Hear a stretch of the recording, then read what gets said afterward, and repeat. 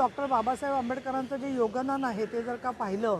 तर हिंदू महिलांनासुद्धा मतदानाचा अधिकार डॉक्टर बाबासाहेब आंबेडकरांनी दिलेला होता. परंतु काँग्रेसने मात्र सातत्याने डॉक्टर बाबासाहेब आंबेडकरांना अपमानित केलं, राजकीय स्थानापासून वंचित ठेवलं, त्यांना पराभूत केलं आणि म्हणून डॉक्टर बाबासाहेब आंबेडकर म्हणायचे की काँग्रेस हे जळतं घर आहे. आणि अशा वेळेला महाविकास आघाडीचं नेतृत्व करण्याच्या नावाने समाजातल्या अनुसूचित जाती जमातींची दिशाभूल करण्याचा खोटारडा प्रयत्न जो चाललेला आहे, त्याच्यात मनुस्मृती बदलली जाणार आहे, मनुस्मृतीचं राज्य येणार आहे, घटना बदलली जाणार आहे, असं काहीही नाही हे सांगूनसुद्धा हा जो खोटा प्रचार केला जातो आहे, त्या संदर्भामध्ये मी सामान्य लोक आणि जनता आणि शेतकरी यांच्याशी पण संवाद साधणार आहे.